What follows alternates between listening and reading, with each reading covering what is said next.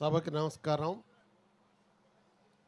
ఈరోజు యజ్ఞనారాయణపురంలో అన్న ఎన్టీఆర్ విగ్రహ ప్రతిష్ఠ సందర్భంగా మనందరం కలుసుకోవటం చాలా సంతోషంగా ఉంది.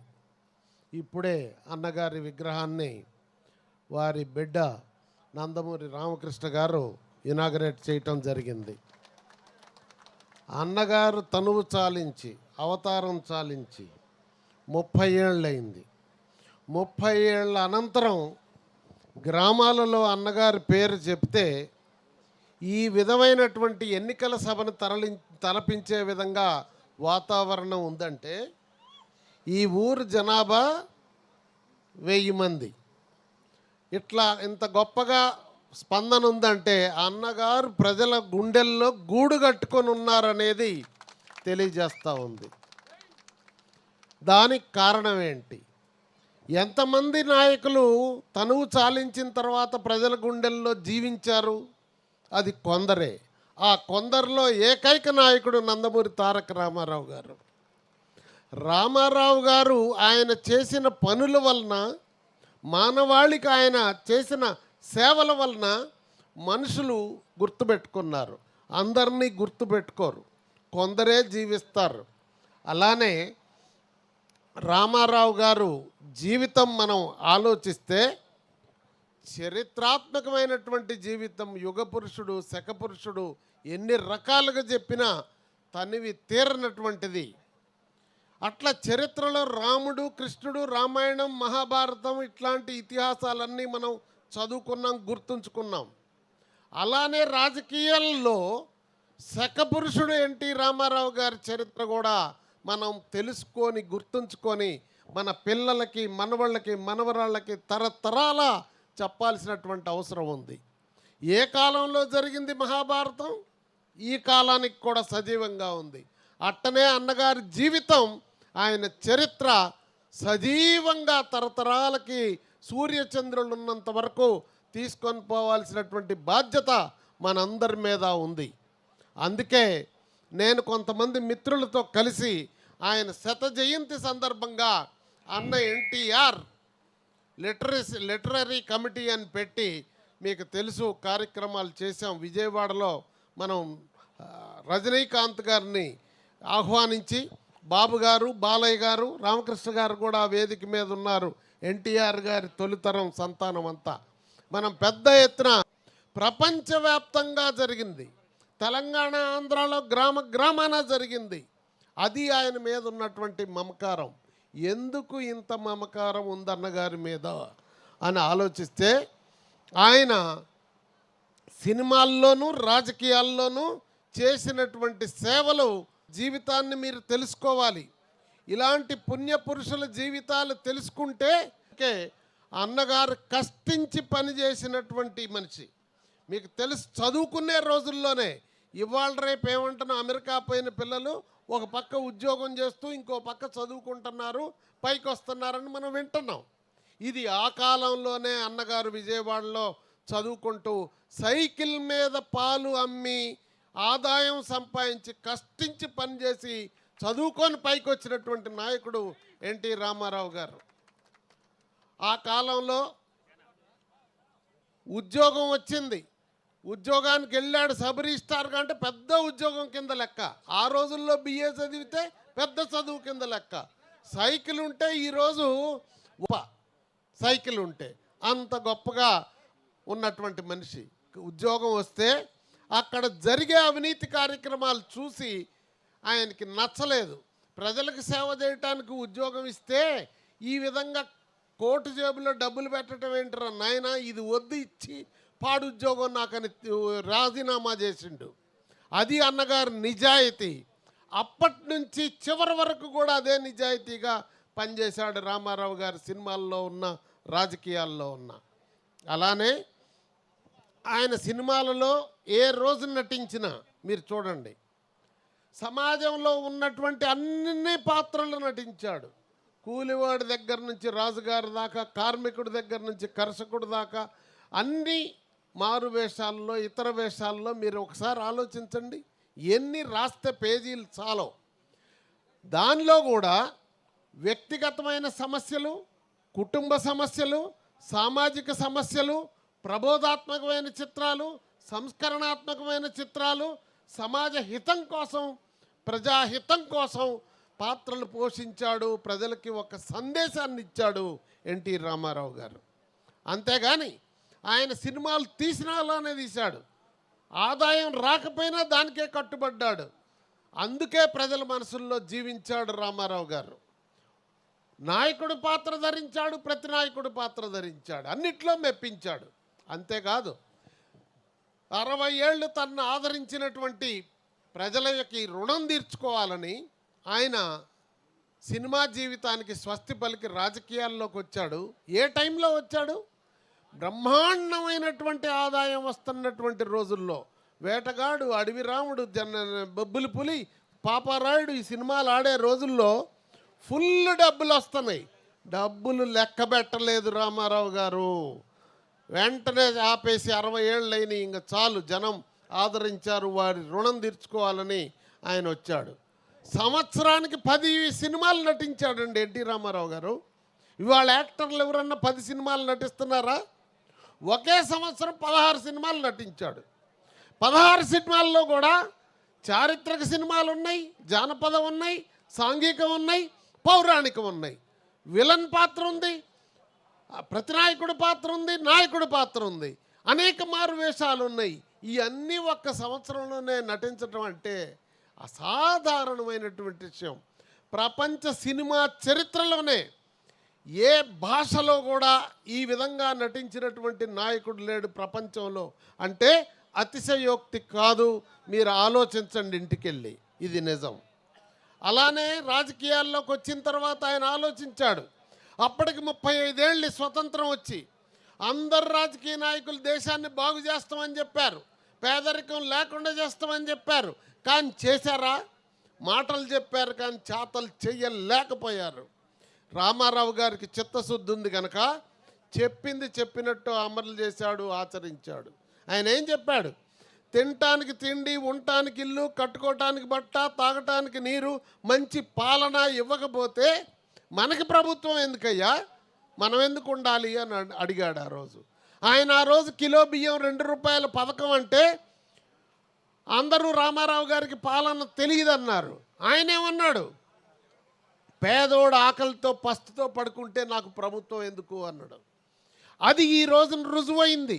ప్రపంచ దేశాలన్నీ ఎక్కడిద్దరు దేశాలు సమావేశమైనా ఆహార భద్రత, ఫుడ్ సెక్యూరిటీ అని ఆహార భద్రతకి ప్రాధాన్యత ఇస్తున్నారు ప్రజలకి. అదే పేదవాడికి ఆహార భద్రత ఇచ్చాడు ఆనాడు ఎన్టీ రామారావు గారు. అంతేకాదు, మిత్రుడు ఇప్పుడే చెప్పాడు పక్కా ఇళ్ళు. రామారావు గారు వచ్చేవరకు ఎవరన్నా పక్కా ఇళ్ళు కట్టాడండి? గుడిసెలేశారు. పేదలంటే గుడిసెల్లో ఉండాలా, ఉన్నోడేమో బంగ్లాలో ఉండాలా? ఏమి న్యాయమయ్యా ఇది? పేదవాళ్ళకి ఇళ్ళు కడతానని చెప్పాడు. 1,00,000 ఇళ్ళు సంవత్సరానికి కడతానంటే ఈనాడు వాళ్ళు కార్టూన్ వేశారు. ఇదేమన్నా విఠలాచార్య సినిమానా? హైదరాబాద్లో ఉండి ఈయన పేదోడికి ఇల్లు ఎట్ట కడతారు అబ్బా అని. ఆకలి 1 లక్ష కాదు 5 లక్షలు కట్టి చూపించాడు ఎన్టీ రామారావు గారు. ఆ పథకాలు ఇంకా అమలు జరుగుతూనే ఉన్నాయి.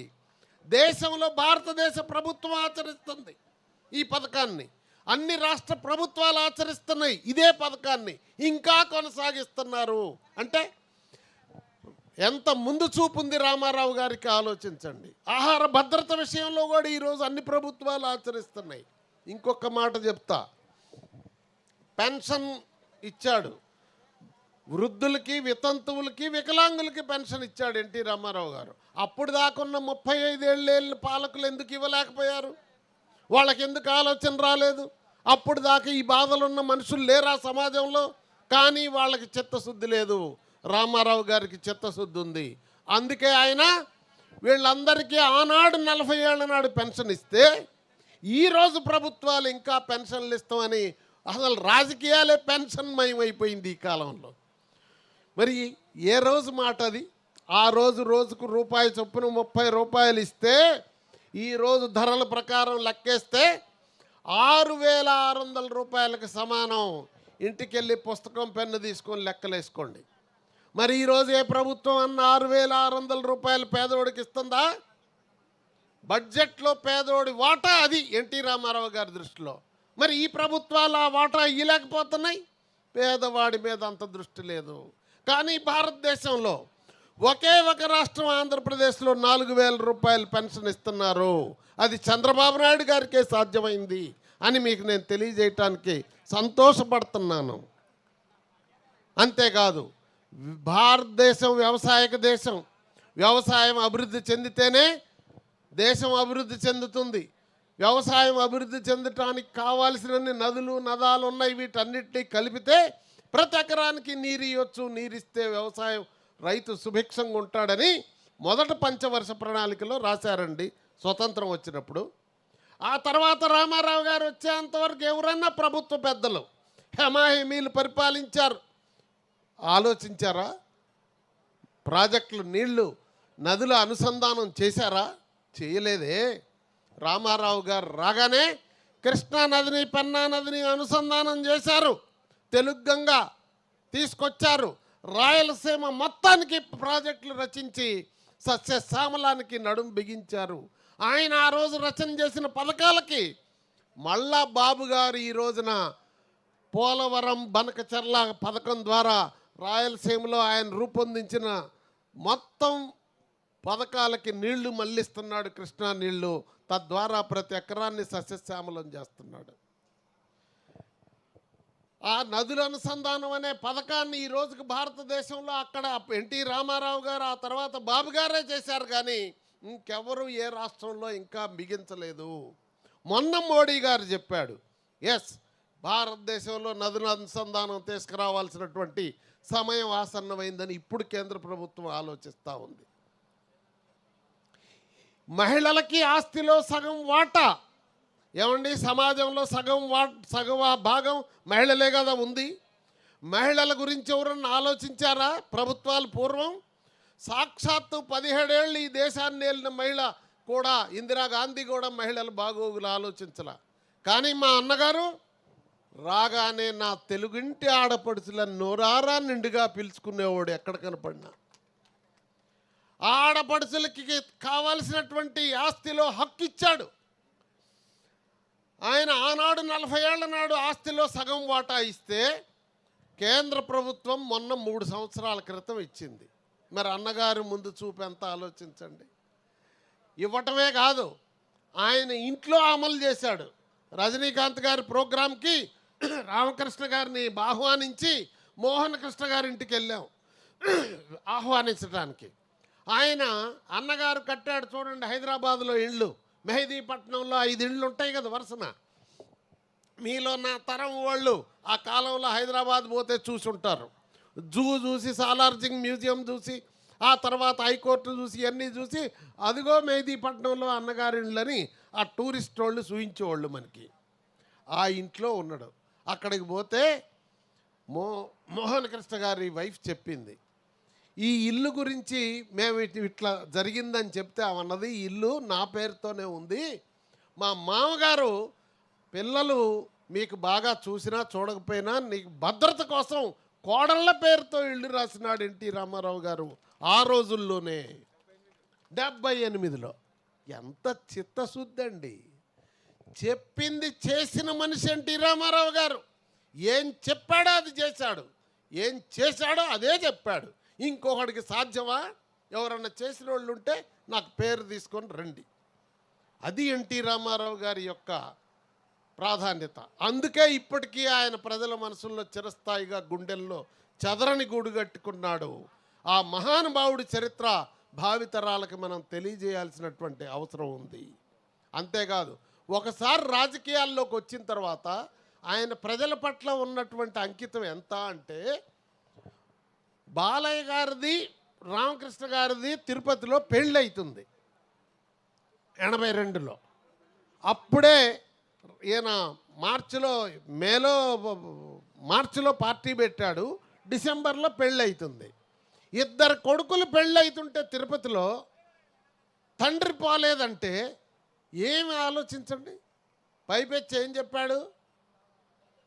మనం ప్రజలకు అంకితం అయిపోయాం, మేము పెళ్ళికి రాలేం, మీరు పెళ్లి చేసుకొని రండి, మేము ఆశీర్వదిస్తాం అని చెప్పి పెళ్ళి అయిన తర్వాత ఎక్కడో కలెక్టర్ ఆఫీస్ నుంచి, ఆ రోజు ఫోన్లు కూడా లేవు కదా, లైటనింగ్ కాల్ చేస్తే ఆయన కబురు పెట్టాడు, నేను ఫలానా టైంకి మాట్లాడతా, ఫలానా జిల్లా నుంచి ఖాళీ ఉన్నప్పుడు వారిని ఫోన్ దగ్గరికి రమ్మంటే వీళ్ళు వచ్చి కలెక్టర్ ఆఫీసులో కూర్చుంటే 5 గంటల తర్వాత. అంటే ఆయన యాత్ర అంతా మరి ఆలస్యంగానే నడిచేది కదా, ప్రజలు సాగనిచ్చేవాళ్ళు కాదు కదా.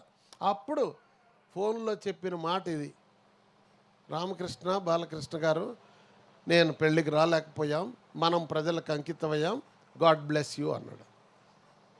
వింటే కళ్ళమ్మ నీళ్ళు వస్తున్నాయండి ఈ మాట.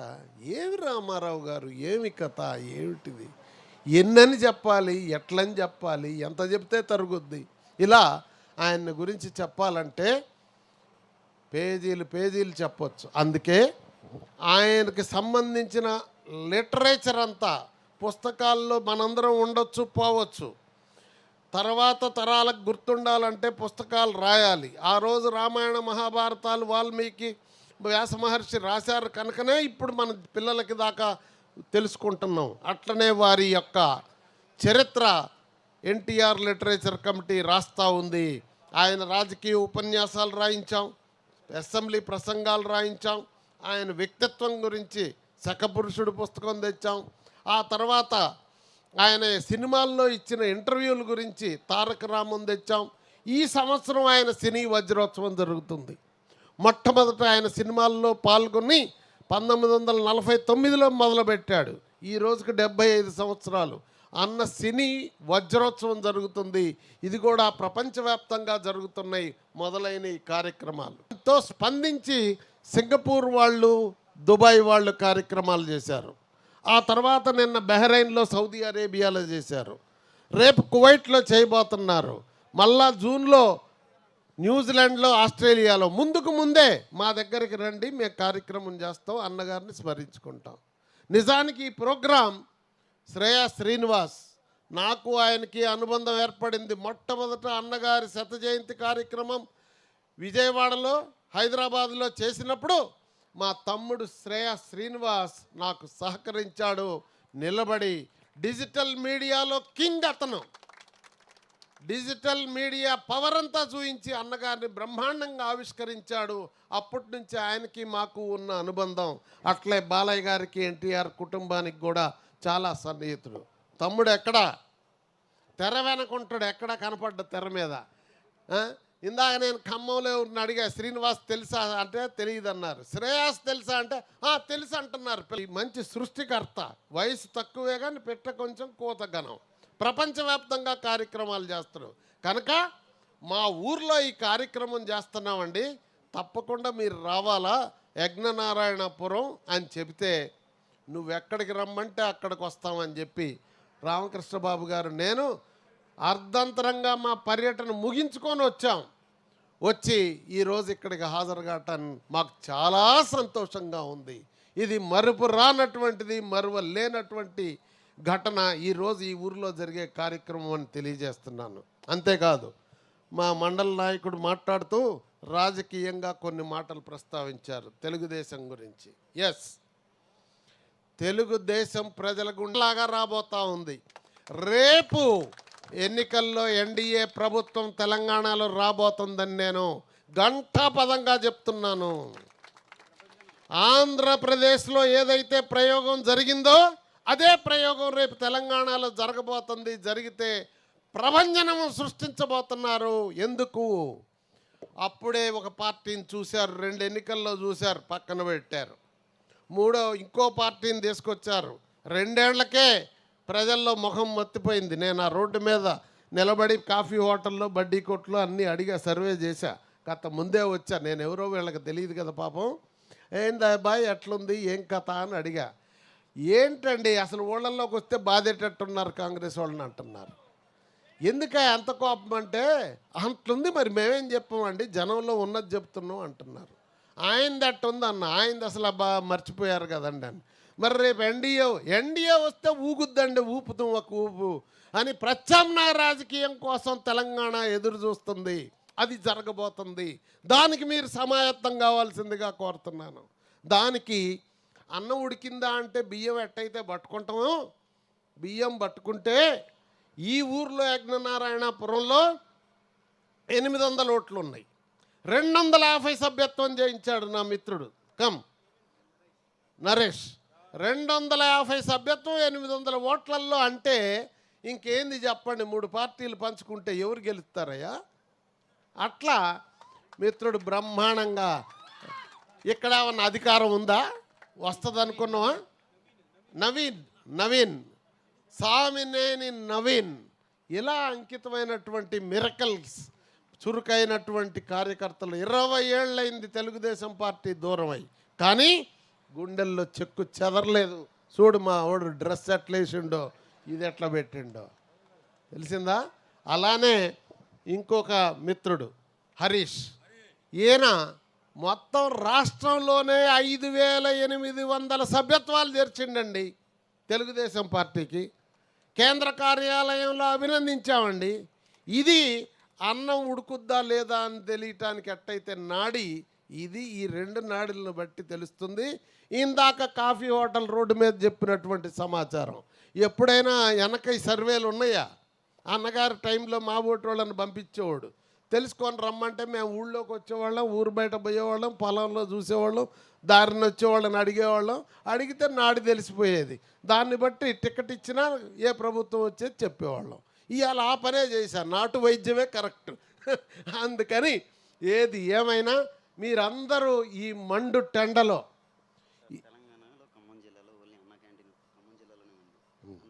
తెలంగాణలో ఖమ్మం జిల్లాలో నల్లమల్ల రంజిత్ అన్నా క్యాంటీన్ నడుపుతున్నాడు. రాబోయే రోజుల్లో ప్రతి ఊర్లో నడుస్తాయి, నేను చెప్తున్నా ఈరోజు. దా తమ్ముడు దా. రంజిత్ గుడ్. రంజిత్ గారిని కూడా అభినందిస్తున్నాం. చెప్పు. నా పిల్లల పేరు కూడా నందమూరి వంశం అభిమానంతో నల్లమల్ల బసవతారకం, నల్లమల్ల వసుంధరమ్మ, ఇద్దరు పేర్లు. బాలయ్య బాబు అభిమానిగా నేను ఖమ్మం జిల్లా ఎప్పుడు బాలయ్య బాబుకి రుణపడుకుంటాను నేను. జై బాలయ్య, జై